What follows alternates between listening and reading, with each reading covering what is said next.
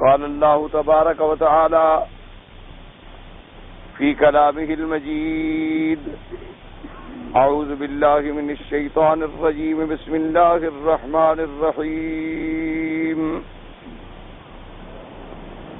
إذا الشمس كورت وإذا النجوم انكدرت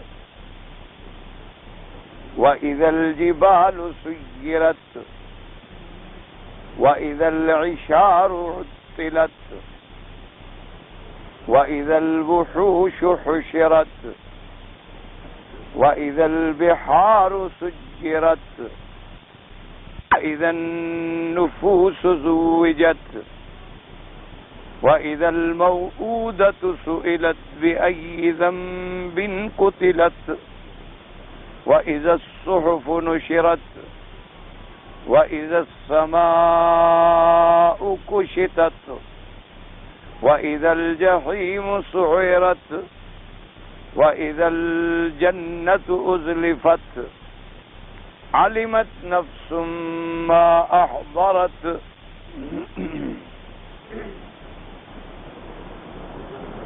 اللہ تبارک و تعالی نے کلام مقدس کے ان آیات مبارکہ میں جو سورۃ التکویر کی ابتدائی آیات ہیں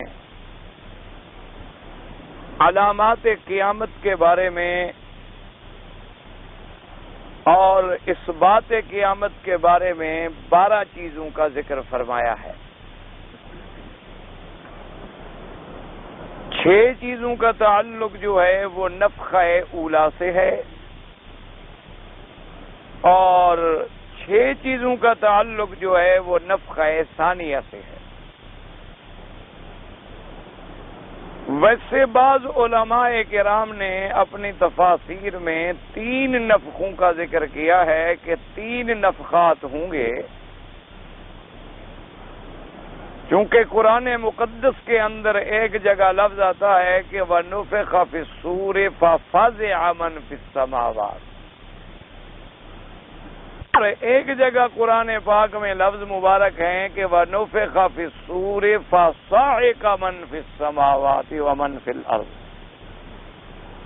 تو اس لیے بعض علماء نے فرمایا کہ ایک نفخۃ الفزع ہے اور ایک نفخۃ الصعق ہے اور ثم نفخ فیہ اخری فاذا هم قیام ینظرون ایک نفخہ بعث ہے. یعنی یہ 3 نفخات ہیں. نفخ کا معنی اصل میں ہوتا ہے پھونک مارنا. نفخہ اس کا مادہ اصلی جو ہے وہ ہے نفخہ، نفخ ینفخ. تو نفخ کا اصل معنی جو ہے پھونک ہوتا ہے. اچھا، ایک لفظ حدیث سے مبارک میں نفخہ بھی آتا ہے، ایک نفثہ بھی آتا ہے سا کے ساتھ. تو علماء کرام نے دونوں میں فرق اتنا کیا ہے کہ اگر پھونک ماری جائے اور اس کے ساتھ انسان کا کچھ لعاب بھی تھوڑا تھوڑا گرے، جیسے کہ آدمی کچھ پڑھ کے دم کرتے ہیں تو تھوڑا سا لعاب بھی ساتھ گرتا ہے یا گراتے ہیں، اور ایک ہے کہ پھونک ماری جائے صرف پھونک ہو، اس میں کوئی لعاب کی آمیزش نہ ہو. تو اس لیے انہوں نے فرق کیا ہے نفخہ میں اور نفثہ میں. اور بعض لوگوں نے دونوں کو ایک معنی میں لیا ہے. تو اصل میں تو یاد رکھیں کہ نفخ کا معنی ہے پھونکنا، جیسے کہ قرآن پاک میں سورۃ مریم میں بھی آتا ہے کہ اللہ تبارک و تعالی نے جب جبریل علیہ السلام کو بھیجا بی بی مریم کے پاس خوشخبری دینے کے لیے حضرت عیسیٰ ابن مریم کی، تو قرآن میں ایک جگہ لفظ مبارک ہے فَنَفَخْنَا فِيهَا مِن رُوحِنَا، ہم نے اس میں پھونکا اپنے روح میں سے. اور اسی طرح آتا ہے کہ حضرت جبرائیل علیہ السلام نے بات فرماتے فرماتے پھونک ماری جو ان کے قمیض کے بازو سے داخل ہوئی اور اللہ کی قدرت سے ان کے بدن کے اندر سرایت کر گئی، اور اسی کے ذریعے حضرت عیسیٰ ابن مریم علیہ السلام کا نطفہ جو ہے وہ استقرار پکڑ گیا۔ تو اسی طرح نفخ صور جو ہے اس کے بارے میں بھی یہ آتا ہے احادیث مبارک میں کہ جب صور پھونکا جائے گا تو بعض روایات میں ہمیں یہ بھی ملتا ہے کہ وہ صور مبارک جو ہے اتنی طویل و عریض ہوگا اور اس میں اتنے سوراخ ہوں گے کہ انہی کے ذریعے تمام ارواح جو ہیں وہ اپنے اپنے اجساد میں داخل کر دی جائیں۔ بعض روایات حدیث مبارک میں یہ بھی ملتا ہے کہ وہ جب پھونک ماریں گے تو گویا ہر روح جو ہے وہ اپنے مقام سے نکلے گی اور اپنے مقام پہ چلی جائے گی، کیونکہ یہ تو قاعدہ ہے کہ روح جو ہے وہ دو ہوں گی، یا روح مومن یا روح کافر۔ اب روح مومن جو ہے وہ اعلی علیین میں ہے اور روح کافر جو ہے وہ سجین میں ہے، اور سجین جو ہے وہ 7 زمینوں کے نیچے سرا پہ ہے، اور علیین جو ہے وہ آسمانوں کے اوپر ہے۔ تو اس لیے لوگوں کو اشکال ہو جاتا ہے کہ جی جب روح علیین میں چلی گئی مومن کی اور کافر کی روح جو ہے وہ سجین میں چلی گئی اور یہ لوٹے گی اس دن جب قیامت کا وقت آئے گا، تو لہذا قبر میں ثواب یا عذاب کا تو کوئی سوال ہی پیدا نہیں ہوتا، روح تو ہے ہی نہیں، تو لہذا عذاب یا ثواب کیسے ہو سکتا ہے؟ اسی طرح سے پھر یہ جھگڑے بنتے ہیں کہ عذاب ہوتا ہے یا نہیں ہوتا ہے، یا اگر مخاطب کیا جائے تو سنتے ہیں یا نہیں سنتے ہیں۔ وہ بنیادی وجہ جو ہے وہ دراصل یہی بن جاتی ہے۔ تو حالانکہ یہ بات اتنی بعید نہیں تھی اگر آدمی سمجھے کہ جیسے میں نے پہلے بھی عرض کیا تھا کہ ایک روح ہے اور ایک نفس ہے اور ایک جسد ہے۔ جسد جو ہے وہ نفس سے زندہ ہے اور نفس جو ہے وہ روح سے زندہ ہے۔ اب روح چاہے کہیں ہو، اس کا تعلق قائم رکھنا نفس سے اللہ کے لیے کوئی مشکل نہیں۔ ہمیں نہ نفس نظر آتا ہے اور نہ روح نظر آتی ہے، تو اس لیے دونوں چیزیں چونکہ ہمیں نظر نہیں آتی، اس لیے یہ اشکالات پیدا ہوتے ہیں۔ جیسے مثلا آپ دیکھیں کہ سورج اپنے مستقر پر ہے لیکن اس کی شعاعیں پورے عالم پہ اثر کر رہی ہے، پوری دنیا پہ اثر کر رہی ہیں، مشرق میں، مغرب میں، شمال میں، جنوب میں، پوری کائنات میں، اور سورج اپنے مقام پر موجود ہے۔ اسی طریقے سے جب انسان سو رہا ہوتا ہے تو اس کا روح باہر جاتا ہے، سیر کر رہا ہے، لیکن تعلق قائم ہے۔ جب تعلق توڑا جاتا ہے پھر موت آ جاتی ہے، اور اس کے بعد پھر اللہ تعلق جوڑ دیں، چونکہ عذاب قبر برحق ہے، سوال جواب برحق ہے، قبر میں فرشتوں کا آنا برحق ہے۔ تو یہ ساری چیزیں جو ہیں یہ اشکال دراصل کیوں پیدا ہوتے ہیں کہ انسان اپنے عقل پر، اپنی قوتوں پر، اپنی طاقت پر نعوذ باللہ خالق کی قوت کو محمول کر لیتا ہے کہ جی ہم جو نہیں کر سکتے، بھئی ہم تو بندے ہیں نہیں کر سکتے، خدا تو خدا ہے۔ اللہ تبارک و تعالیٰ تو جو چاہیں جب چاہیں جیسا چاہیں، یفعل ما یشاء و یحکم ما یرید۔ ان کی شان مبارک تو اتنی ہے کہ کن فیکون، حکم دیا اور ہو گیا۔ تو اس لیے علماء نے فرمایا کہ صحیح قول مبارک یہ ہے کہ النفخۃ نفختان، کہ دو نفخات، نفخۃ الصعق و نفخۃ البعث، ایک نفخہ صعق ہے اور ایک نفخہ بعث ہے۔ جہاں لفظ آیا ہے فَفَزِعَ مَن فِی السَّمَاوَاتِ، تو انہوں نے فرمایا کہ وہ فضا اور صعق ایک ہی بات ہے کہ جب نفخ پھونکا جائے گا تو گھبراہٹ ہوگی، اور گھبراہٹ کے بعد انجام جو ہے ان کی موت اور فنا ہوگی۔ تو لہذا فضا سے شروع ہو کے صعق پہ ختم ہو گیا، نفخہ ایک ہے۔ اور دوسرا نفخہ جو ہے وہ نفخۃ البعث ہے کہ جب سور پھونکا جائے گا تو ایک ایسی سخت آواز آئے گی کہ ہر چیز جو ہے جتنے مردے ہیں اپنے اپنے قبروں سے کھڑے ہو جائیں۔ اور اسی طرح احادیث مبارک میں یہ بھی موجود ہے کہ ما بینہما، ان دو نفخوں کے درمیان جو مدت ہے وہ 40 سال، یعنی پہلا نفخہ پھونکا گیا تو لوگ ختم ہو گئے، اب دوبارہ جب نفخہ پھونکا گیا تو اس کے درمیان میں جو مدت ہے وہ جو ہے 40 سال ہے۔ اچھا، اسی طرح دیکھیں کہ لعین نے یعنی ابلیس نے جب اللہ سے مہلت مانگی، آپ نے پڑھا ہے قرآن پاک میں، تو اس نے کہا کہ رب انذرنی الی یوم یبعثون، کہ میرا اللہ مجھے مہلت عطا فرما، اور مہلت بھی اس دن تک عطا فرما جس دن لوگ اپنے قبروں سے کھڑے کیے جائیں گے، الی یوم یبعثون۔ تو اب دیکھیں نا، وہ لعین پڑھا لکھا تو تھا، ملائکہ کے ساتھ رہتا تھا اور اس کے بعد بڑا علم رکھتا تھا، تو اس لیے اس کا مطلب یہ تھا کہ جب لوگوں کو اٹھایا جائے گا، نفخہ ثانیہ تک اگر مجھے زندہ رکھا جائے تو بعد میں تو موت ہے ہی نہیں، کیونکہ قبروں سے اٹھنے کے بعد تو دوبارہ موت ہے ہی نہیں، بس جو لوگ زندہ ہو گئے ختم، اس کے بعد تو موت نہیں ہے، اس کے بعد تو موت کو بھی موت آ جائے گی، اس کے بعد جو ہے پھر تو موت کو بھی اللہ موت دے دیں گے، جیسے کہ صحیح احادیث مبارک میں یہ موجود ہے کہ اللہ تبارک و تعالی جب اہل جنت کو جنت میں بھیج دیں گے اور اہل جہنم کو جہنم میں بھیج دیں گے تو پھر موت کو لایا جائے گا، اور یہ بھی حدیث مبارک میں موجود ہے کہ یجاء بصورت کبش املح، حضور نے فرمایا جب موت کو لایا جائے گا تو وہ ایک املا شکل کا مینڈا ہوگا، یعنی املا شکل، املا کہتے ہیں جس میں سفیدی بھی ہو اور سیاہی بھی ہو، سفید اور سیاہ جسے ہم کہتے ہیں چت کبرا، تو وہ عربی میں اس کو کہتے ہیں املا، یعنی سفید اور سیاہ جس میں دو رنگ ہوں، اگر صرف سفید ہو تو ابیض، اور اگر صرف سیاہ ہو تو اسود، اور اگر ابیض اور اسود کا امتزاج ہو جائے تو املا کہتے ہیں، تو فی صورت کبش املا، اور یہ بھی سمجھیں کہ کبش املا کی شکل میں موت کو کیوں لائیں گے، اس لیے علماء نے فرمایا کہ قیامت میں چونکہ تقسیم اسی طرح ہوگی کہ یوم تبیض وجوہ وتسود وجوہ، کہ مومن جو ہیں وہ سفید چہرے والے اور کافر جو ہیں وہ سیاہ چہرے والے، وجوہ یومئذ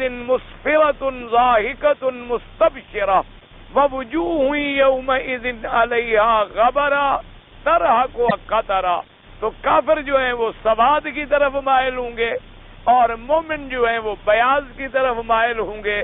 اب موت تو سب کے ہے نا، موت کو جو موت آ رہی ہے تو اس میں مومن کے طرف سے سفید رنگ آیا اور کفار کی طرف سے سیاہ رنگ آیا، تو لہذا اس جانور کو ایسی شکل میں اللہ نے بنایا کہ جس میں دونوں رنگ آ گئے۔ اور حضور پاک صلی اللہ علیہ وسلم نے اللہ کے کروڑوں صلاۃ و سلام ہوں آپ کی ذات مبارکہ پر، ایک آپ نے عجیب ارشاد فرمایا، آپ نے فرمایا کہ دیکھو کہ اگر کوئی آدمی غم سے مر جاتا، یعنی مصیبت سن کر غم سنتے ہی مر جائے ہر آدمی، یعنی ورنہ ایسا کبھی کبھی تو ہوتا ہے کوئی لوگ مر جاتے ہیں، غم سے اگر موت آنی ہوتی تو اس دن کافر جو ہے وہ سب مر جاتے، اور لیکن موت تو ہے نہیں نا، لہذا موت تو آنی نہیں۔ حضور نے فرمایا اور اگر خوشی سے موت آنی ہوتی تو اہل جنت سارے مر جاتے، لیکن موت نہیں۔ کیا مطلب سمجھیں کہ جب موت کا جانور کی شکل میں لایا گیا تو اللہ حکم فرمائیں گے کہ بھی اب اس کو ذبح کر دو، اور حدیث مبارک میں آتا ہے کہ اہل جنت کو اللہ فرمائیں گے کہ دیکھو یہ کیا ہے، اور اہل جہنم کو بھی فرمائیں گے کہ دیکھو یہ کیا ہے، تو وہ کہیں گے جی یہ تو موت ہے، موت شکل میں آئی ہے، تو اللہ تبارک و تعالی حکم دینے گے کہ ان سب کے سامنے اب موت کو ذبح کر دو، موت کو ذبح کر دیں گے تو اللہ فرمائیں گے کہ اب موت نہیں ہوگی۔ اس لیے حضور نے فرمایا کہ جب موت ختم ہو گئی وَأَنذِرْهُمْ يَوْمَ الْحَسْرَةِ إِذْ قُضِيَ الْأَمْرُ، اب ختم ہو گئی بات، فیصلہ ہو گیا، بس موت کو بھی موت آ گئی، تو اگر کوئی غم سے مرتا تو کافر مر جاتے اسی وقت کہ اب تو موت نہیں آئے گی اور ہم ہمیشہ اسی طرح جہنم میں پڑے رہے، اور خوشی سے کوئی مرتا تو جنت والے مر جاتے کہ اچھا ہمیں کبھی موت نہیں آئے گی، ہمیشہ مزے میں رہیں گے، لیکن چونکہ موت کو موت آ چکی ہوگی اس لیے کسی کو موت نہیں آئے گی۔ وَأَنذِرْهُمْ يَوْمَ الْحَسْرَةِ إِذْ قُضِيَ الْأَمْرُ، کہ جب اللہ تبارک و تعالیٰ فیصلہ فرما دیں۔ اور بعض روایات میں یہ بھی ملتا ہے کہ اس موت کو جب لایا جائے گا تو اللہ پاک حضرت یحییٰ علیہ السلام کو حکم دیں گے کہ آپ اس موت کو ذبح کر دیں، تو بعض علماء نے فرمایا کہ یحییٰ علیہ السلام اس کو ذبح کریں گے اللہ کے حکم سے۔ شاید اس میں حکمت یہ ہو کہ انہیں بھی اللہ کے راستے میں شہید کیا گیا اور زکریہ علیہ السلام کو بھی اللہ کے راستے میں شہید کیا گیا۔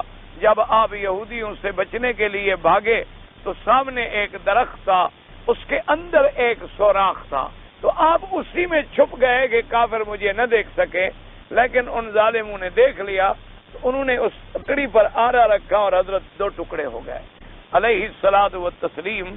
تو اس لیے بہرحال یہ سمجھے کہ اس دن پھر موت جو ہے ابھی موت آ جائے گی۔ اب اللہ تبارک و تعالیٰ اگر چاہیں تو کسی سور کی بھی ضرورت نہیں، نفخ کی بھی ضرورت نہیں، صرف حکم فرما دیں تب زندہ ہو جائیں گے، لیکن یہ ایک نظام ہے جو اللہ نے قائم فرما دیا ہے اور اسی نظام کے مطابق یہ عالم چلے گا، ورنہ اللہ کے تو علم میں ہے کہ ہم کیا عمل کر رہے ہیں۔ فرشتوں کو بٹھانے کی کیا ضرورت ہے، صحائف اعمال میں لکھے جانے کی کیا ضرورت ہے، اللہ تبارک و تعالیٰ کو ہمارے ہر چھپے اور ظاہر کا پتہ ہے، پھر قیامت میں انبیاء علیہ السلام کی گواہی کی کیا ضرورت ہے، لیکن اللہ نے ایک نظام بنایا ہے، اسی نظام کے مطابق یہ دنیا چلے گی، اسی نظام کے مطابق قبر سوال جواب ہوگا، اسی نظام کے مطابق میدان حشر میں ہم کھڑے ہوں گے، سور پھونکا جائے گا اور پہلے سور سے قبل بھی علامات ہوں گی اور دوسرے سور سے پہلے بھی علامات ہوں گی۔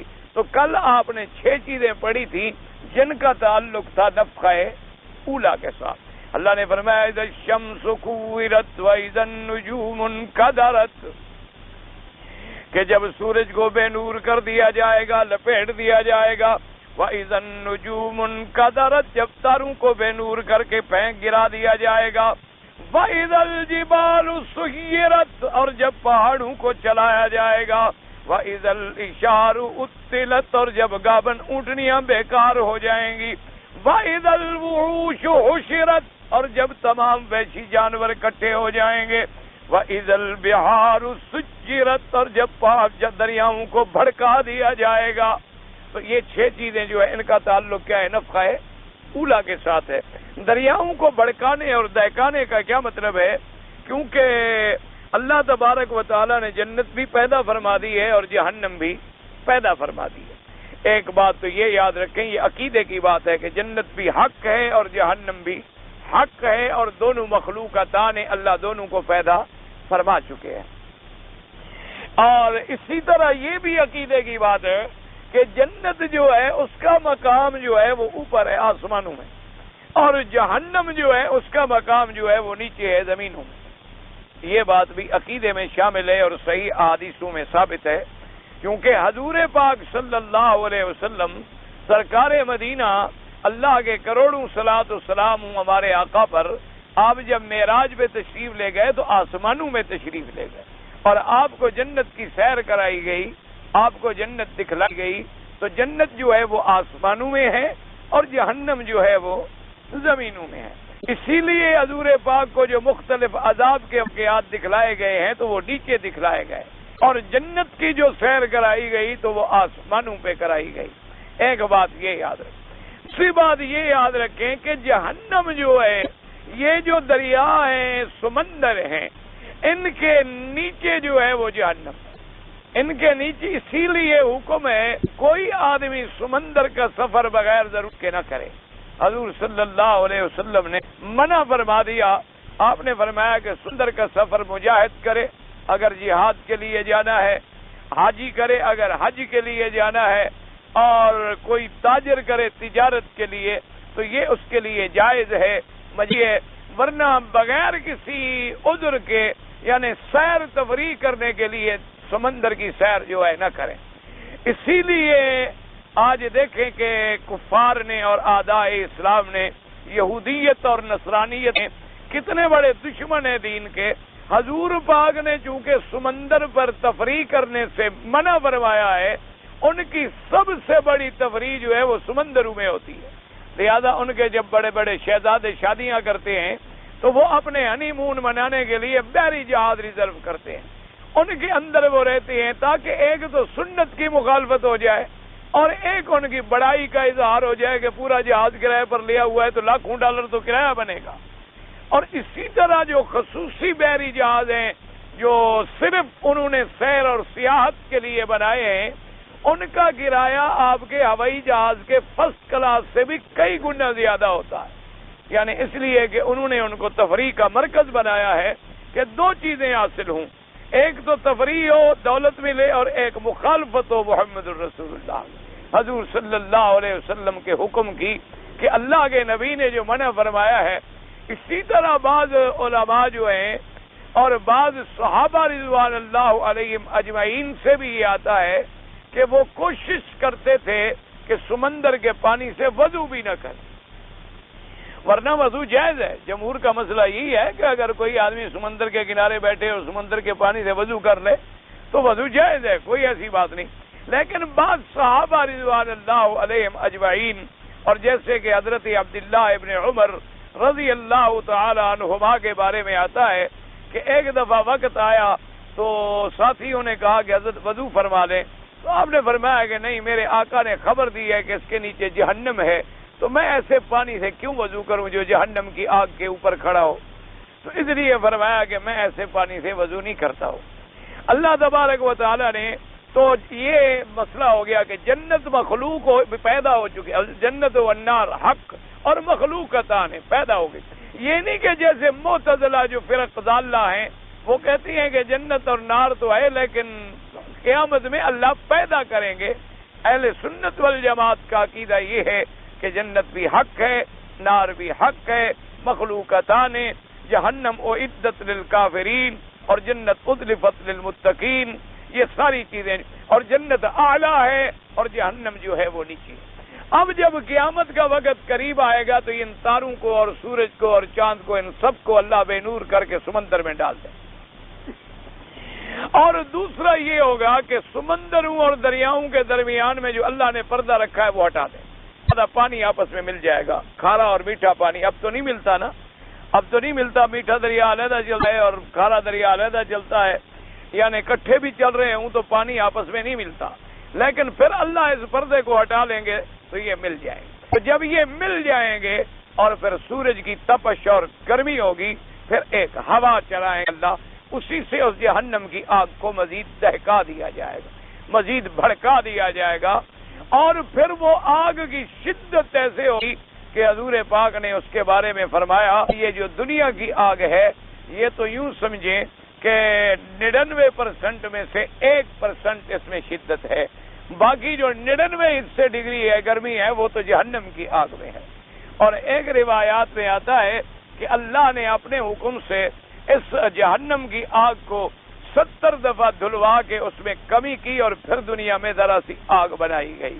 اور پھر اندازہ کریں کہ جہنم کی آگ جو ہے اس کی کیا حقیقت ہوگی. اللہ تبارک و تعالی ہر کلمے پڑھنے والے کو جہنم کی آگ سے بچائیں. اور اس کے بچنے کا آسان رستہ کیا ہے؟ اللہ نے فرمایا کہ عقیدہ توحید رکھ لو، شرک سے بچ جاؤ، ایمان پہ خاتمہ ہو، میں جہنم تو تمہارے اوپر حرام کر دوں گا. فرمایا کہ من مات لا یشرک باللہ شیئا، جو آدمی مر گیا اس حال میں کہ اس نے اللہ کی ذات کے ساتھ کسی کو شریک نہیں کیا، فرمایا اس پر ہم نے جہنم کی آگ کو حرام کر دیا. اللہ تبارک و تعالی ہمارے بدن پر بھی اور ہر کلمے پڑھنے والے کے بدن پر بھی جہنم کی آگ کو حرام فرما دے.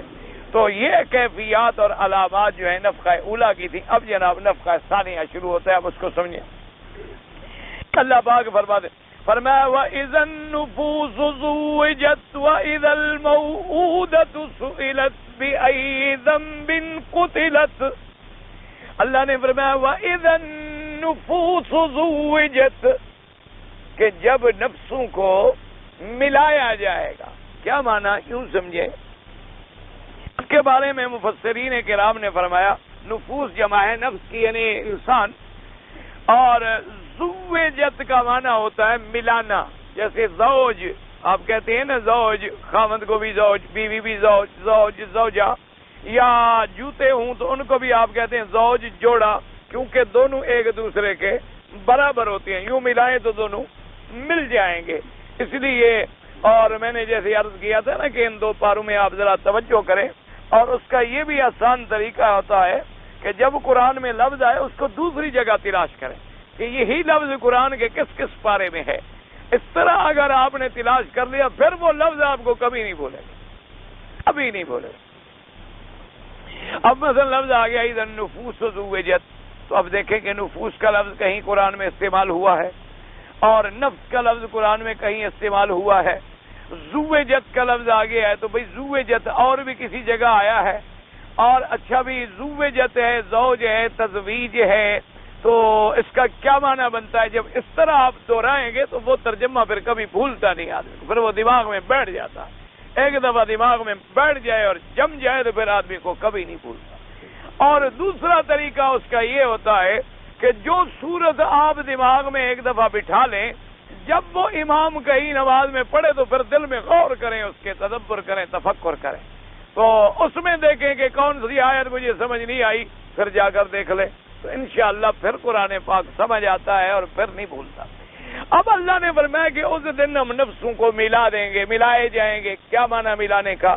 اس پر مفسرین کرام نے فرمایا رحمت اللہ علیہم اجمعین، انہوں نے فرمایا کہ اس دن مثلا دو دھڑے تو بڑے ہوں گے نا جی، ایک مومن اور ایک کافر۔ انہوں نے کہا مومن علیحدہ ہوں گے اور کافر علیحدہ ہوں گے، مومنوں کو مومنوں سے ملا کے اکٹھا کر دیں گے بھی ایمان والے ایک طرف ہو جاؤ، اور کافروں کو اکٹھا کر دیں گے بھی تم کافر جو سارے ایک طرف ہو جاؤ۔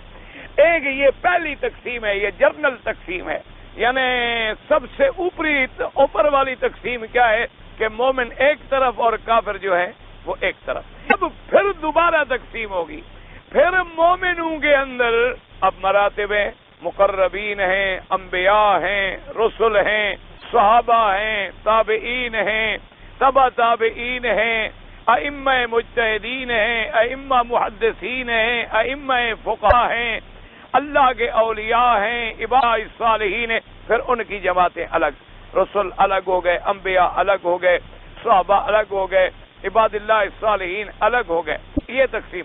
اسی طرح پھر کفار میں بڑی بڑی درجات ہیں، کوئی فرعون ہے، قارون ہے، نمرود ہے، شداد ہے، ابی جہل ہے، ایک دوسرے کفر میں بڑے ہوئے ہیں، کوئی یہودی ہے، کوئی نصرانی ہے، کوئی وثنی ہے، کوئی سورج کا پجاری، کوئی درختوں کا پجاری، کوئی قبروں کا پجاری، سب کو اللہ فرماتے ہیں کہ ہم سب جو آدمی جس عقیدے کا تھا اسی عقیدے کے مطابق ان کو ہم اکٹھا کر کے علیحدہ علیحدہ کر دیں۔ اسی طرح علماء نے فرمایا کہ پھر اور ایک تقسیم ہوگی، یہ تھی بربنائے عقیدہ، اولاً ایمان و کفر اور پھر درجات پہ۔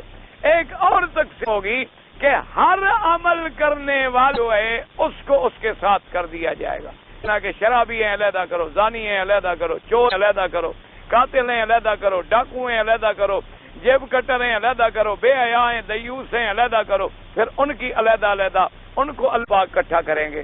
تو یہ تقسیمیں ہوں گی۔ فرمایا کہ جب نفخہ ثانیہ ہوگا اور اللہ کے دربار میں آئیں گے تو پھر ہم ہر کسی کو اس کے نفس کو ملا دیں گے، ان کو آپس میں اکٹھا کر دیں گے، جو عقیدے میں ایک جیسے ہوں گے اکٹھے ہوں گے، عمل میں ایک جیسے ہوں گے تو وہ بھی اکٹھے ہوں گے۔ اسی لیے میرے آقا نے فرمایا کہ اپنے عقیدوں کی بھی اصلاح کرو، اپنے عمل کی بھی اصلاح کرو، اور اپنی شکل کی بھی اصلاح کرو، کہیں ایسا نہ ہو کہ قیامت میں مجرد ہم ایسی شکل کی وجہ سے ان لوگوں میں اٹھائے جائیں جو کافر ہوں۔ اگر ہم نے کافروں کی شکلیں بنا لی، اگر ہم نے ان جیسے لباس کو اپنا لیا، اگر ہم نے ان جیسی صورتوں کو اپنا لیا تو اللہ پاک رحمت کرے، جیسے کہ حدیث میں آتا ہے من تشبہ بقوم فہو منہم، جو آدمی جس قوم کی شکل اختیار کرتا ہے گویا وہ انہی میں سے ہو۔ آپ اسی طرح دیکھ لیں نا جی، اللہ پاک رحمت فرمایا دنیا میں بھی دیکھ لیں، ایک آدمی نے اگر انشاءاللہ صحیح سلوار قمیض پہنا ہوا ہے اور ٹوپی باندھی ہوئی ہے، پگڑی باندھی ہوئی ہے، رکھا ہوا ہے، تو دور سے نظر آتا ہے یہ بھی کوئی ہوگا، یہ کوئی طالب ہوگا، اور یہ جو ہے نا جی معلوم ہوتا ہے کوئی بزرگ ہے، اور یہ معلوم ہوتا ہے جی کہ ہاں دوسرے لباس یہ کوئی کالج کا لڑکا ہوگا۔ ابھی تو دنیا میں ہر چیز علیحدہ علیحدہ نظر آتی ہے نا، ہر چیز علیحدہ علیحدہ پہچانی جاتی ہے، لباس کی اور شکل سے بھی اور صورت سے بھی۔ تو فرمایا وَالنُّفُوسُ زُوِّجَتْ وَإِذَا الْمَوْءُودَةُ سُئِلَتْ بِأَيِّ ذَنبٍ قُتِلَتْ۔ اللہ نے فرمایا جس دن موعودہ اس لڑکی کو جو زندہ گور کی گئی اس سے پوچھا جائے گا بِأَيِّ ذَنبٍ قُتِلَ، کہ تمہیں کس گناہ کی وجہ سے قتل کیا گیا۔ اللہ تبارک و تعالیٰ نے موعودہ کہتے ہیں، مؤودہ زندہ لڑکی کو دفن کرنا۔ جاہلیت میں یہ رواج تھا، مشرکین مکہ میں بھی یہ رواج تھا، اور ان سے قبل بھی یہ رواج تھا کہ وہ لوگ اپنی لڑکیوں کو یا تو پیدا ہوتے ہوئے مار دیا، یا پیدا ہو کے کچھ بڑی بھی ہو گئی تو پھر بھی جا کے گڑھا کھود کے زندہ دفن کر دیتے۔ اور زندہ دفن کرنے کے وجوہات جو ہیں کیا تھے؟ ایک تو وہ یہ کہتے تھے کہ بھائی اگر لڑکی پیدا ہو جائے گی یہ تو کھانے کے لیے ہی ہے نا، لڑکی نے کمانا تو ہے نہیں، یہ تو بس کھانا ہی کھانا ہے، کہ 18 سال جب تک شادی نہ ہو کھلاتے رہیں اور کھلاتے رہیں اور کھلاتے رہیں، اور دشمنوں سے ہمارا مقابلہ ہو تو یہ لڑائی میں بھی ہم ہاتھ نہیں دیتی، دشمنوں کا مقابلہ بھی نہیں کرتی، اور ہمارے لیے بوجھ ہے، تو لہذا جو ہے ہم اس کو دفن کر دیتے ہیں، اس لیے اس کو زندہ دفن کر دیتے تھے۔ اور بعض جاہل لوگ جو ہیں وہ یہ سمجھتے تھے کہ دیکھو جی لڑکی جب جوان ہوگی تو میں کسی کو دوں گا، رشتہ کروں گا، تو میری لڑکی کو ایک غیر آدمی لے جائے میری آنکھ کے سامنے اور اپنے گھر میں رکھے اور جو چاہے کرتا پھرے، تو یہ تو ہماری غیرت کے خلاف ہے کہ ہم دیکھتے رہیں کہ ہمارا دام لڑکیوں کو وہ زندہ دفن کر دیتے تھے۔ اور حالانکہ دیکھو کتنی بڑی جہالت ہے کہ جس اللہ نے روح ڈالی ہے، روح قیمتی ہے کہ روٹی کی؟ ذرا آپ مجھے بتائیں، روٹی قیمتی چیز ہے یا روح قیمتی چیز ہے؟ تو اللہ اتنی قیمتی چیز ڈال رہا ہے وہ روٹی نہیں دے گا؟ جو اللہ بندے کے اندر روح ڈال رہا ہے اتنی قیمتی، اچھا آپ دیکھیں، آپ روٹی تو بازار میں 8 لے آئیں گے، روح لے آئیں گے آپ اسپتالوں میں جائیں، جب آدمی مرنے کے لیے آتا ہے آپ ڈاکٹر سے کہیں جی مجھے 10 لاکھ لے لو اس کی رات، 10 لاکھ میں روح مل جائے گی؟ آپ روٹی تو آپ 10 آنے میں بھی مل جائے گی، 10 پیسے میں بھی مل جائے گی۔ تو جو اللہ تبارک و تعالیٰ اتنی قیمتی روح ہیں وہ ہمیں روٹی نہیں دیں گے، عجیب بات۔ اور آج مسلمان ملکوں میں، یعنی آپ اندازہ کریں اس سے بڑا دین کے خلاف کوئی بات ہوگی، خود اخباروں میں پڑھتا رہتا ہوں کہ جی 20ویں صدی میں جا کر جی ہماری تعداد 15 کروڑ ہو جائے گی اور 20 کروڑ ہو جائے، اور اگر آبادی کا تناسب ہمارے میں اسی طرح بڑھتا رہا تو لوگ مر جائیں گے، فنا ہو جائیں گے، لہذا منصوبہ بندی کی جائے اور بچوں کو روکا جائے۔ یعنی سے قطعی اللہ کے قرآن کے خلاف اعلان ہوتا ہے، اور اعلان کرنے والے مسلمان ایک کمی پڑھتے ہیں کہ قرآن نے نص سے قطعی، یعنی کسی مولوی نے بات نہیں کہی کہ اچھا اس میں بھی کوئی شیعہ سنی کا جھگڑا ہو، دیوبندی بندی بری کا جھگڑا ہو، کوئی جھگڑا نہیں۔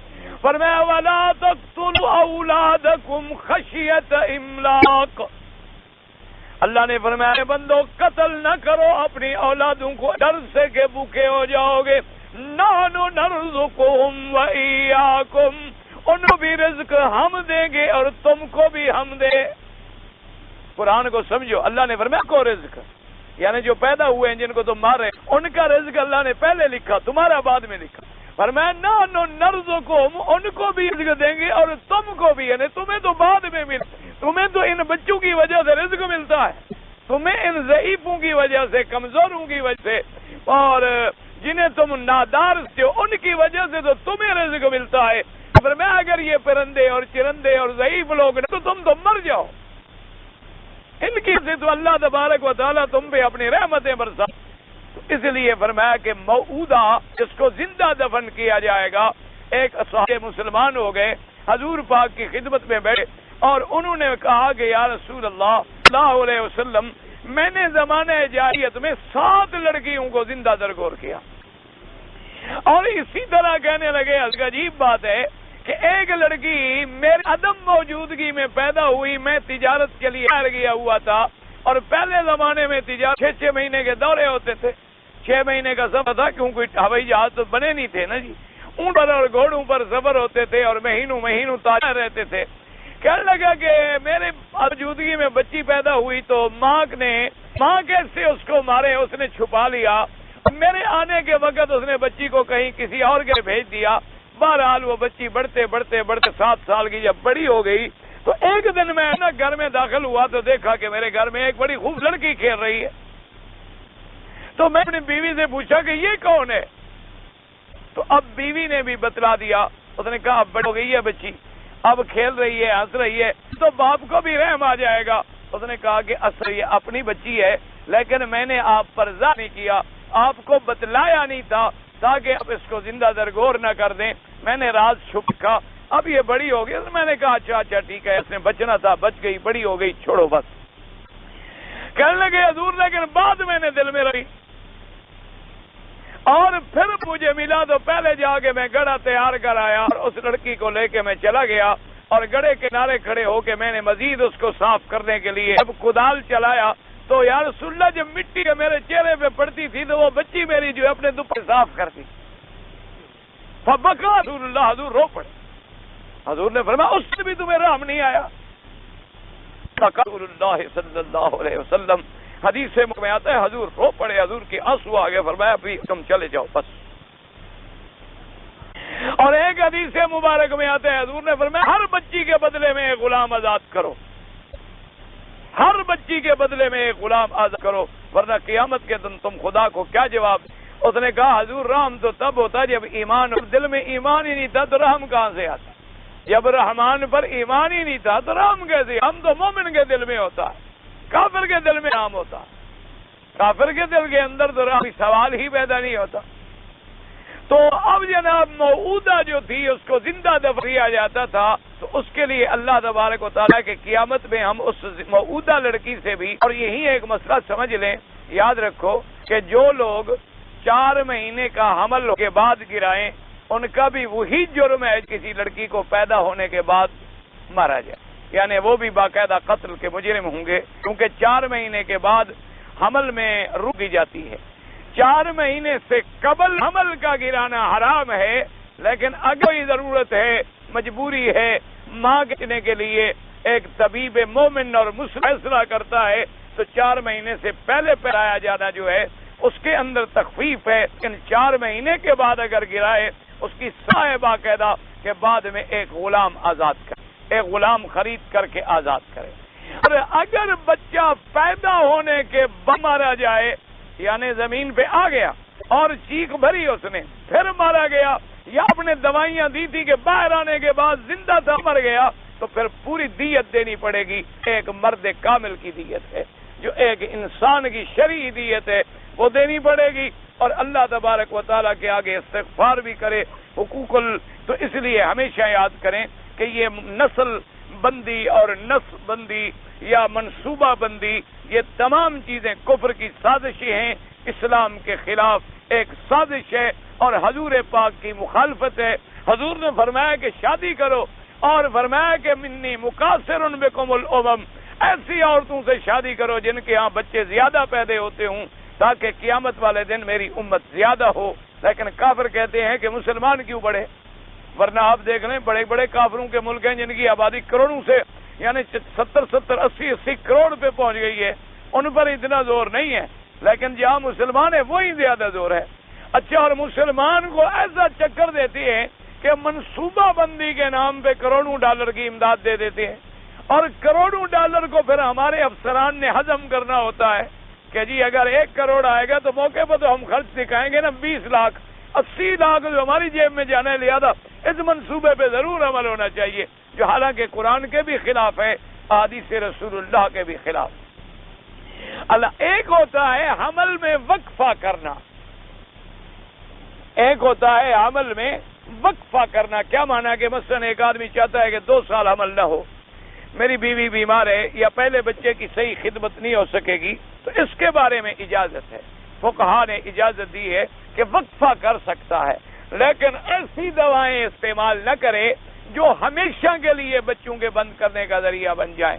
اللہ تبارک و تعالی ہر مسلمان کو قرآن کی اور حدیث کی مخالفت سے محفوظ رکھے۔ اب دیکھیں جی، سوال یہ پیدا ہوتا ہے کہ سب سے پہلے اللہ اس لڑکی کے بارے میں سوال کیوں کریں گے؟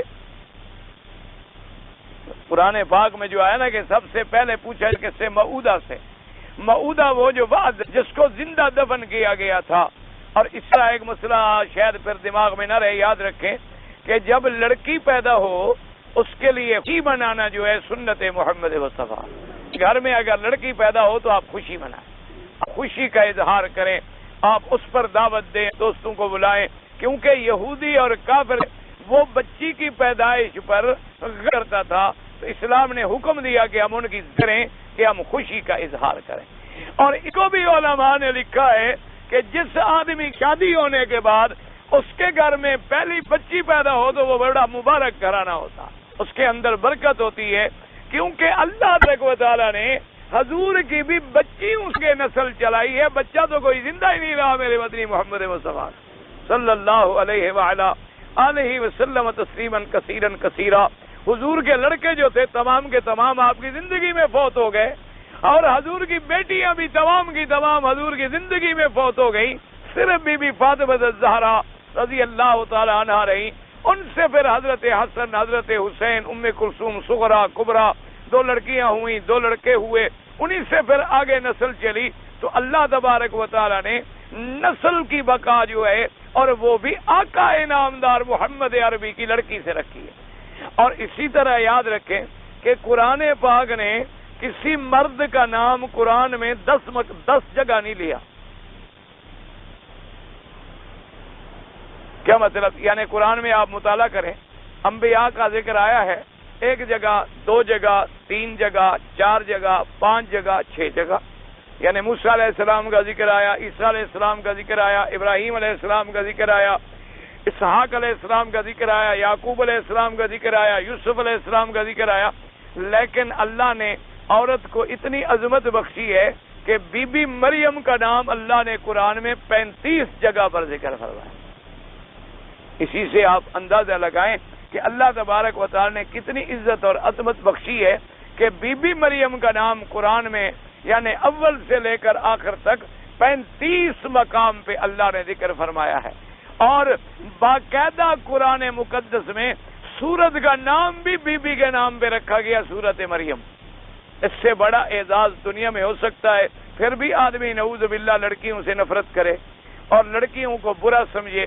اور آج بھی یہی ہے، آپ دیکھ لیں کہ کسی مسلمان کے گھر میں لڑکی پیدا ہو نا جی، تو اس سے پوچھو کہ بھائی وہ آپ کے گھر میں امید تھی کیا پیدا ہو؟ وہ جی لڑکی. یہ کافروں کی عادت دیکھ لیں. اور لڑکا پیدا ہو تو بڑا جناب چھاتی پھلا کے آج میرا جی بچہ نہ بھی پوچھو تو آ جائے گا کہ جی میرے گھر میں بچہ پیدا ہوا، چاہے کل باپ کو جوتے بھی مارے، لیکن اس کے لیے بڑی خوشی کا اظہار کرے گا کہ جی میرے گھر میں لڑکا پیدا ہوا ہے، بچہ پیدا ہوا ہے، جی نام بتائیں کیا رکھوں. بھاگ رہا ہے اور خوشیاں اور دوستی دعوتیں اور یہ اور پارٹیاں، اور لڑکی پیدا ہو چپ. یہی قرآن نے باقاعدہ بیان کیا. وَإِذَا بُشِّرَ أَحَدُهُم بِالْأُنثَىٰ ظَلَّ وَجْهُهُ مُسْوَدًّا وَهُوَ كَظِيمٌ يَتَوَارَىٰ مِنَ الْقَوْمِ مِن سُوءِ مَا بُشِّرَ بِهِ. اللہ نے فرمایا جب ان کافروں کو خبر ملتی ہے لڑکی کی، ان کے چہرے سیاہ ہو جاتے ہیں، غصے سے بھر جاتے ہیں اور اپنی قوم سے چھپتے پھرتے ہیں کہ کیسے ہم سامنے آئے. تو اگر آج مسلمان بھی وہی کام کرے تو وہی بات ہے جو کافروں کے اندر ہے. اس لیے مسلمانوں کو چاہیے کہ ایسی باتوں کی قطعاً خیال رکھیں، پرہیز کریں. بچی پیدا ہو خوشی کا اظہار کریں، وہ بھی اللہ کی نعمت ہے. اور بڑے ظالم ماں باپ ہوتے ہیں جو بچیوں کو جائیداد نہیں دیتے. یہ بات یاد رکھیں، اللہ نے ان کو تمہارے گھر میں پیدا کیا ہے اور اس کا حصہ جو ہے وہ تو میرے اللہ نے رکھا ہے، تم نے تو نہیں رکھا. اللہ چاہتے تیرے گھر میں وہ بچی پیدا ہی نہ ہوتی. جب اللہ نے اسے تیرے گھر میں پیدا کیا ہے تو تیرا وارث بھی اسے بنایا ہے. اور بعض لوگ یہ کرتے ہیں کہ جی ہم نے تو لڑکی کا بڑے گھر میں رشتہ کر دیا ہے، اب تو جناب وہ ہم سے بھی بڑے امیر آدمی ہیں، وہ چاہے کتنے امیر آدمی ہوں لیکن باپ کی وراثت میں اس کا حق ہے، باپ کی وراثت میں لینے کی وہ حقدار ہے. اس کا حق کبھی نہیں کھانا چاہیے اور اس کے حق پر کبھی ڈاکہ نہیں ڈالنا چاہیے. اور یہ نہیں کہ اس کو بعض جو شریف لوگ ہوتے ہیں نا جی، وہ یہ کرتے ہیں کہ سارے خاندان کو بلا لیا اور لڑکی کو بھی بٹھا لیا اور اس سے کہا کہ بیٹا آپ کا اتنا حصہ بنتا ہے، زمین میں بھی اور کوٹھی میں بھی اور مکان میں بھی، آپ کا فیکٹری میں بھی اتنا حصہ ہے، لیکن اب آپ کی مرضی ہے، آپ چاہیں تو مجھے دے دیں، چاہیں تو بھائیوں کو دے دیں. اب وہ لڑکی کیا کرے، وہ کیا کہے؟ اب وہ جناب اگر کہے کہ نہیں ابا جان میں نے تو اپنا حصہ لینا ہے، کہیں گے دیکھو جی یہ بہن ہے ڈین ہے. یہ بہن ہے، ایسی بہن پیدا ہوئی، دیکھو پھر بھائیوں سے چھین لی، اور اپنا خامد اتنا امیر ہے کہ ہم اس کے مقابلے پہ کچھ بھی نہیں ہے، اتنی بڑی جائیداد مل گئی ہے، پھر بھی ہم نے حصہ لینے کے لیے آ گئی ہے۔ یہ اتنا بڑا ظلم ہے، یاد رکھو۔ اس کا جتنا حق ہے اس کو دے دیں اور اس کے ملک میں کر دیں، اس کے نام منتقل کر دیں، اس کو قبضہ دے دیں، اور پھر اس کی مرضی ہے، وہ چاہے باپ کو دے دے، بھائی کو دے دے، جس کو چاہے دے دے، چاہے خیرات کر دے، چاہے وقف کر دے، چاہے اپنے لیے صدقہ جاریہ جاری کر دے، جو مرضی آئے کرے، لیکن آپ نے اس کو دینا ہے۔ یہ نہیں کہ پوچھنا ہے، جو پوچھتے ہیں وہ دیا نہیں کرتے۔ جو آدمی زیادہ پوچھے آپ نے کھانا کھانا ہے، سمجھو لاتا، بالکل یاد رکھو، بالکل جو پوچھے نا جی۔ اور ہمارے یہاں تو بڑا عجیب ہے نا، وہ کہتے ہیں جب جائے نا جی تو وہ یوں کہتے ہیں حضرت آپ کب تشریف لائے؟ بھئی میں تو کل حاضر ہوا تھا۔ ہم غریبوں کا تو خیر آپ کھانا کیا کھائیں گے جی، ہم تو لوگ ہیں، آپ تو بڑے لوگوں کے مہمان ہوں گے، یعنی مطلب ہے نا، کہنے کا مقصد یہ۔ یا اور زیادہ کوئی شریف آدمی ہو تو وہ کہہ دیتا ہے حضرت چلو کھانا کھاتے، چائے پینے، ویسے گاڑی کا ٹائم ہو رہا ہے اور میں نے جانا بھی ہے، بس چلو آپ کو ہوٹل میں پلا دیتا ہوں، چائے پی لیں۔ اب اگلا اتنا بے ضمیر تو نہیں ہوتا کہ گھر میں نہ پلاؤ، مجھے ہوٹل میں پلا دو، تو وہ کہا اچھا جی ٹھیک ہے جی، ہو گئی جزاک اللہ۔ اور یہ بھی قرآن ہمیں کہتا ہے، مولوی مکی نہیں کہتا، کہ جب اللہ کے فرشتے آئے حضرت ابراہیم علیہ السلام کی خدمت میں، حضرت ابراہیم علیہ السلام چپکے سے چلے گئے، بچڑا ذبح کیا، بھونا تیار کیا اور پکا کے سامنے لے آئے۔ پوچھا نہیں کہ جناب کھانا کھاؤ گے؟ اگر پوچھتے تو وہ تو پہلے ہی کہہ دیتے فرشتے کہ ہم نہیں کھائیں گے، تو آپ تکلیف نہ فرماتے۔ تو اسی سے آداب ضیافت نکلے ہیں کہ مہمان سے پوچھا نہ کریں نہ کھانا ہے، جو گھر میں ہے لا کے سامنے رکھ دو، حضرت جو گھر میں موجود ہے اہلاً و سہلاً مرحبا۔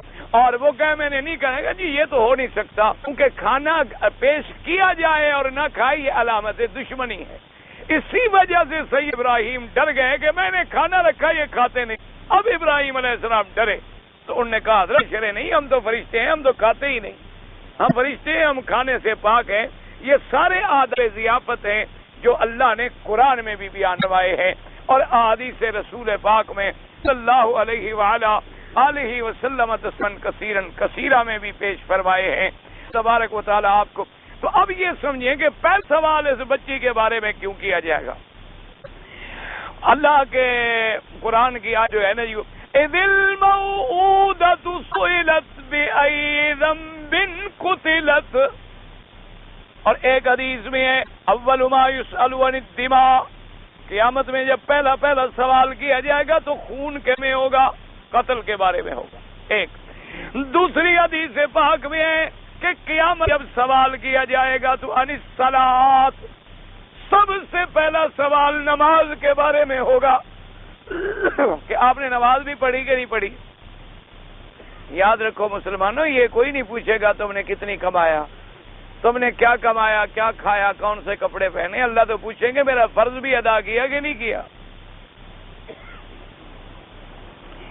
تو اب دیکھو سمجھو تین چیزیں آ گئی، ایک میں آتا ہے کہ نماز کے بارے میں سوال ہوگا، ایک میں آتا ہے خون کے بارے میں سوال ہوگا، اور یہاں قرآن کہتا ہے کہ اس لڑکی کے بارے میں سوال ہوگا کہ جس کو زندہ دفن کر دیا گیا تھا، اس کے بارے میں سوال ہوگا۔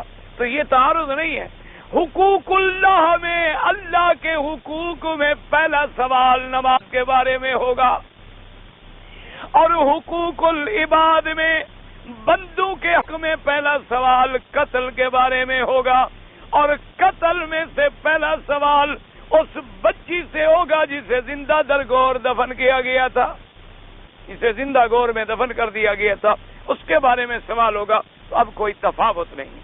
اچھا، اب علماء نے فرمایا کہ اس کا سوال پہلے اس لیے ہوگا کہ بچی جب معصوم ہو اور اس کو قتل کرنے والا بھی باپ ہو تو اس کا مدعی تو کوئی ہوتا نہیں۔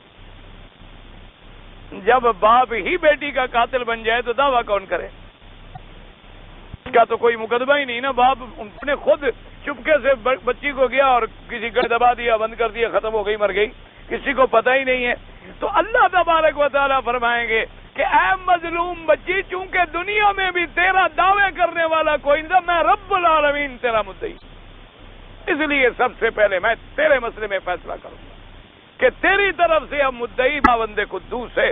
فرمایا وَإِذَا الْمَوْءُودَةُ سُئِلَتْ بِأَيِّ ذَنبٍ ذنب قتلت، اور پوچھا بھی اس سے جائے گا، اسی بچی سے. یعنی یہ اور زیادہ تقریر و تشریح ہے کہ باپ سے پوچھنے کی ضرورت بھی نہیں. اللہ فرمائیں گے بچی تو بتا کیا تیرا گناہ تھا جس کی وجہ سے اس ظالم نے تمہیں قتل کیا؟ تیرا کون سا گناہ تھا؟ تو معصوم تھی، تو معصوم بچی تھی، تو نے تو ابھی کچھ دیکھا ہی نہیں تھا، تو نے تو ابھی کچھ آنکھیں بھی نہیں کھولی تھی. تو اس لیے ہمیشہ یاد رکھیں بچیوں کا رشتہ جو ہے اللہ تبارک و تعالی نے اتنا نازک پیدا فرمایا ہے کہ اسی مسجد الحرام میں اللہ کے کعبے میں حضور اپنی بیٹی بی بی زینب کی بچی کو خاتم الانبیاء اپنے کندھے پہ اٹھا کے اللہ کے کعبے میں لے آتے. اور حدیث میں آتا ہے حضور جب نماز پڑھتے اور آپ سجدے میں جاتے تو بچی کو اتار کے بٹھا دیتے، کیونکہ حضور کا سجدہ بڑا لمبا ہوتا تھا. اور پھر جب سجدے سے اٹھ کے اسی رکعت میں جانے لگتے پھر حضور کندھے پہ بٹھا لیتے. یعنی اتنا بڑا شان اندازہ کریں. اور یہ مرتبہ ملا تو پھر بچی کے بچوں کو ملا حضرت حسن اور حسین کو کہ حضور نے کندھوں پہ بٹھایا رضی اللہ عنہما. اس لیے اللہ تبارک و تعالی آپ کو بھی اور مجھے بھی اپنی بچیوں کی، اپنی بیٹیوں کی، اپنی اولادوں کی قدر کرنے کی توفیق عطا فرمائے کہ ان کی بہتر تربیت کریں، ان کو اچھی تعلیم دیں. اور ان کے لیے حضور نے فرمایا جب رشتہ تلاش کرو تو اچھا گھرانہ تلاش کرو، اچھی جگہ تلاش کرو. اچھی جگہ کا معنی یہ نہیں ہے کہ جو کار والا ہو، فرج والا ہو. اچھی کا معنی یہ ہے جو دین والا ہو، جو ایمان والا ہو، جو عقیدے والا ہو. باقی رہ گیا رزق کا معاملہ، وہ تو تیرے ہاتھ میں ہے ہی نہیں، وہ تو رزق کا معاملہ اللہ کے ہاتھ میں ہے. بلکہ قرآن پاک میں آتا ہے کہ اللہ نے فرمایا اگر تم غریب ہو یغنکم اللہ ان یکونوا فقراء، اگر میاں بیوی غریب ہوئے تو اللہ تبارک و تعالیٰ ان کو برکت دیں گے. تو بعض صحابہ جو بہت زیادہ غریب ہوتے تھے وہ کہتے تھے بھی شادی کرو، اللہ نے وعدہ کیا ہے کہ شادی کرو گے تو رزق میں بڑھا دوں گا. تو اس لیے انہوں نے فرمایا جب قرآن میں خدا کا وعدہ ہے تو انہوں نے کہا کہ یہ بھی ایک حکمت ہے کہ جس آدمی کو رزق نہ ملتا ہو نا. آج کل تو لوگ کہتے ہیں دیکھو جی اپنی روٹی ہے نہیں اور شادی کرتا ہے. وجہ کیا ہے کہ ہماری نظریں مادیت پر لگی ہوئی ہیں، ہماری نظریں خدا کی قدرت پر نہیں لگی ہوئی، ہماری نظریں اللہ کے دین پر نہیں لگی ہوئی. اس لیے ہم سوچتے ہیں کہ گھرانہ بڑا ہو، کھاتا پیتا گھرانہ ہو. وہ کتنے کھاتے پیتے بھوکے ہو گئے، کتنے بھوکے ننگے جو ہیں ماشاءاللہ وہ کروڑوں پتی بن گئے. اللہ نے فرمایا یہ معاملہ میرے ذمہ ہے، یہ معاملہ تمہارے ذمہ نہیں ہے. اور یہ بھی فرمایا کہ اپنی اچھی بچی وہ ہوتی ہے جس کے نکاح میں خرچہ نہ ہو. لیکن آج تو اچھی بچی وہی ہوتی ہے نا کہ جس کے نکاح میں باپ بک جائے، ماں باپ جو ہیں فروخت ہو جائیں. پہلے اتنا جہیز ادا کرو، پھر اتنے ہوٹل میں کھانا ہوگا اور فلاں دعوت ہوگی اور بینڈ باجے والے ہوں گے اور جناب پتہ نہیں کیا کیا لعنتیں اکٹھی ہوں گی اور کیا کیا منکرات اور کیا کیا ہوں گے. یعنی کئی شریف لوگ جن کے گھر میں 4 بچی ہیں بیچارے زندہ، یعنی گویا زندہ لاشیں ہیں، بیچارے پھر رہے ہیں. ان کے بعد حل نہیں کہ اپنی بچیوں کو کہاں گئے. اتنے پریشان ہیں مسلمان. اللہ تبارک و تعالی رحمت فرمائے. ان رواجوں کی وجہ سے حضور نے فرمایا ایسرھا مؤونۃ، سب سے اچھی بچی وہ ہوتی ہے کہ جس کے نکاح میں کسی پہ بوجھ نہ پڑے کہ بھائی ٹھیک ہے معمولی سی عقل مار ہے، سادہ سا کھانا ہے، سادہ سے 4 جوڑے ہیں اور سادہ سے جو کچھ ہو سکا 4 دیور ہیں اور خوشی خوشی الحمدللہ رشتہ ہو گیا. تو فرمایا وہ بچیاں بڑی خوش نصیب ہوتی ہیں اور بڑی خوش قسمت ہوتی ہیں اور ان کے رزق میں پھر اللہ برکتیں پیدا فرماتے ہیں. لیکن اللہ پر یقین بھی تو ہو. ہمارا یقین ہی اس بات پر ہے کہ سود بڑھتا ہے اور تجارت گھٹتی ہے، زکوٰۃ کم ہوتی ہے اور سود. ہمارا تو آج کل یہی ہے نا، کہتے ہیں جی عجیب یہ لوگ مسلمان پاگل ہیں. زکوٰۃ میں 2.5% دینا پڑتا ہے، سود میں 7% لینا پڑتا ہے. تو سود بڑھے گا کہ زکوٰۃ بڑھے گی؟ زکوٰۃ تو گھٹے گی. لیکن اللہ فرماتا ہے نا جس کو تم بڑھتا ہوا دیکھ رہے ہو یہ برباد ہوگا اور جس کو تم گھٹتا ہوا دیکھ رہے ہو اس کو کبھی میں ختم ہی نہیں ہونے دوں. اچھا اس کی مثال عجیب انداز میں علماء نے فرمایا. انہوں نے کہا دیکھو دنیا میں بکریاں کتنی ذبح ہوتی ہیں بھائی؟ بکری کتنی ذبح ہوتی ہے؟ اچھا ایک بکری کے زیادہ سے زیادہ کتنے بچے ہوتے ہیں؟ ایک بکری کے کتنے بچے ہوتے ہیں؟ 3. اچھا اور بکریاں کتنا ذبح ہوتی ہیں؟ لیکن پھر بھی بکریاں ختم نہیں ہوتی. کتے ذبح ہوتے ہیں؟ مسلمان ملکوں میں تو کم از کم نہیں ہوتے نا، اور ایک ایک کتیا کے 7 بچے ہوتے ہیں، لیکن دیکھو کتے اتنے نظر آتے ہیں جتنی بکریاں نظر آتی ہیں۔ اللہ نے فرمایا جس کو تم کھا رہے ہو، کاٹ رہے ہو، ذبح کر رہے ہو، لیکن میں جو برکت دینے والا ہوں وہ جانور ختم ہی نہیں ہوتا، اور جو پھر رہا ہے جسے کوئی ہاتھ ہی نہیں لگاتا ہے وہ دیکھو وہ تمہیں نظر ہی نہیں آتا، ورنہ تو ساری دنیا میں کتے ہی کتے ہوں نا۔ دیکھو نا، اگر وہ اتنا پھلیں جتنا ان کا تناسب ہے بنسبت اولاد کے، تو ساری دنیا میں صرف ہمیں نعوذ باللہ کتے ہی نظر آئے۔ تو اس لیے اللہ فرماتے ہیں جس کو تم سمجھتے ہو گھٹ رہا ہے، یہ گھٹ نہیں رہا، یہ بڑھ رہا ہے، لیکن تیری نظر جو ہے مادیت کا شکار ہے، تمہیں سمجھ نہیں آ رہی۔ اللہ پاک آپ کو اور مجھے قرآن سمجھنے کی توفیق دے۔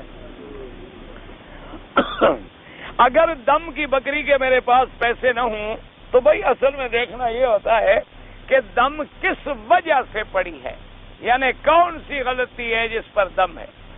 بعض غلطیاں ایسی ہیں کہ دم کے علاوہ کوئی چارہ نہیں، بعض غلطیاں ایسی ہوتی ہیں دم دے دے تو گزارا ہو جاتا ہے، اور 3 روزے رکھ لے تب بھی کافی ہو جاتا ہے، یا صرف تھوڑا بہت صدقہ خیرات کر دے، 6 مسکینوں کو کھلا دے تب بھی گزارا ہو جاتا ہے۔ تو اس لیے پہلے تو آپ کو یہ وضاحت کرنی چاہیے کہ دم تمہارے اوپر جو پڑی ہے غلطی کیا تھی، ایک، اور دوسری بات یہ ہے کہ ابھی نہیں ہے تو جب اللہ دے دے ادا کر دو۔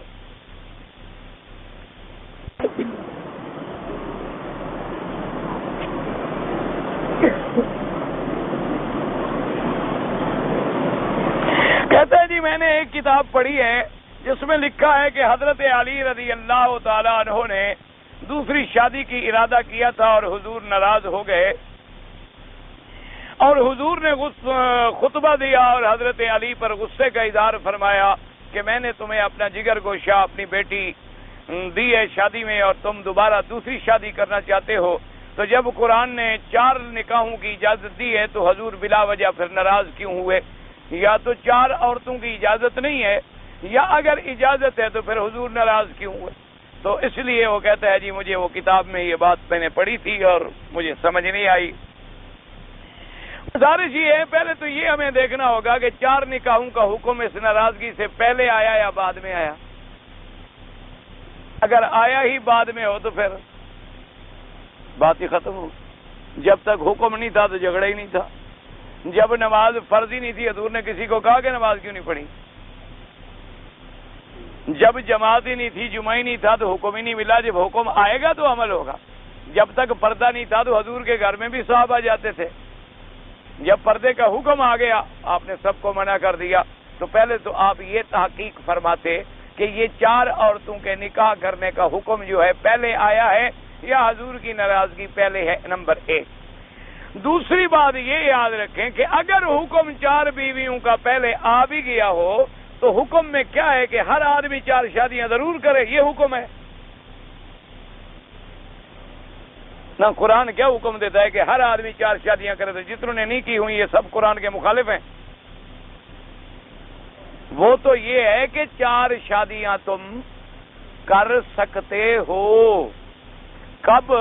اور اس کے ساتھ یہ بھی ہے فَإِنْ خِفْتُمْ أَلَّا تَعْدِلُوا، اگر تمہیں ڈر ہو کہ عدل نہیں ہوگا تو پھر ایک بہتر ہے، یہ بھی اسی قرآن میں ہے۔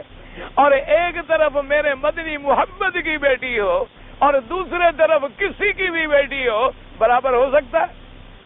تو وہاں تو عدل ہو ہی نہیں سکتا۔ اس لیے حضور پاک نے تو حضرت علی پہ مہربانی فرمائی کہ تم عدل کر نہیں سکو گے اور بی بی فاطمہ ناراض ہوگی، جب بی بی فاطمہ ناراض ہوگی تو محمد مصطفیٰ ناراض ہوں گے، اور اس کا نتیجہ جو ہے تمہارے لیے بہتر نہیں ہوگا۔ یہ تو حضرت علی پر محبت تھی، شفقت تھی کہ حضور پاک نے ان کو روکا۔ اور دوسری وجہ یہ تھی کہ حضرت علی نے جہاں دوسری شادی کی خواہش کی وہ ابھی جہل کی بیٹی تھی، ابھی جہل کی بیٹی تھی، تو حضور اس لیے ناراض ہوئے کہ تم اللہ کے دشمن کی بیٹی کو محمد کی بیٹی پہ سوکن لانا چاہتے ہو، کچھ عقل تو کرو، کیا کر رہے ہو؟ ایک طرف محمد الرسول اللہ کی بیٹی ہو اور اس کے اوپر سوکن بن کے کون آئے؟ عدو اللہ کی بیٹی جو اللہ کا دشمن ہے۔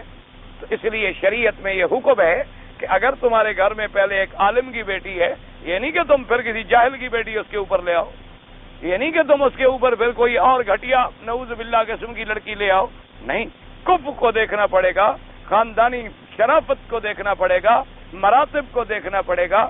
تو اس لیے اگر آپ یہ پڑھتے تو کتاب پر بھی اعتراض نہ کرتے اور خام خواہ آپ کے دماغ میں خلجان بھی نہ ہوتے. اسی لیے تو ہم کہتے ہیں کتاب پڑھنے سے علم نہیں آتا. بھئی یہ عربی والا جو ہے نا، اس کو کہو کہ عربی شیخ کو جا کے دیا کریں. قبر میں جب سوال کیا جائے گا کہ ما حاضر رجل، تو حضور سامنے ہوں گے؟ بالکل سامنے نہیں ہوں گے، کیونکہ اگر حضور سامنے ہوں تو کافر کی قبر میں بھی نبی آئے گا، یہودی نصرانی کی قبر میں بھی نبی کو آپ لے آئیں گے. اور ایک دنیا میں ایک دن میں کتنے لوگ مرتے ہیں؟ تو ہر قبر میں حضور کو لے جائیں گے. اور اگر حضور ہر قبر میں پہنچے تو مدینہ پاک میں روضہ شریف ختم. اچھا عقیدہ ہے کہ بس حاضہ کا لفظ جو آ گیا بیچارے حاضہ پر اڑے ہوئے ہیں. مانا یہ ہے الذی بعث فیکم، کہ اس پاک پیغمبر کے بارے میں کیا کہتے ہو جو تمہارے اندر نبی بنا کے بھیجے گئے، ان کے بارے میں سوال ہوگا. یہ نہیں ہوگا کہ حضور سامنے ہوں گے یا حضور کو دکھایا جائے گا یا حضور صلی اللہ علیہ وسلم آ جائیں گے. یہ بلا وجہ لوگوں نے مشرکانہ عقیدے رکھے ہوئے. اگر بیوی نافرمانی کرے یا اولاد نافرمانی کرے تو کسی رشتہ دار کو یا کسی ہمسائے کو بتاؤں تو غیبت ہوگی. غیبت یہی تو ہوتی ہے، اور کیا ہوتی ہے؟ غیبت اسی کو کہتے ہیں نا کہ اس میں وہ برائی ہو اور تم لوگوں کو کہو. اگر اس میں وہ برائی نہ ہو اور کہو وہ تو بہتان ہوتا ہے. لیکن ایک فرق ہوتا ہے، ایک ہے اصلاح کے لیے کہنا کہ جا کر کسی ہمسائے سے کہو بھی میرے بچے کو سمجھاؤ، ہدایت کرو. اللہ نیتوں کو جانتے ہیں.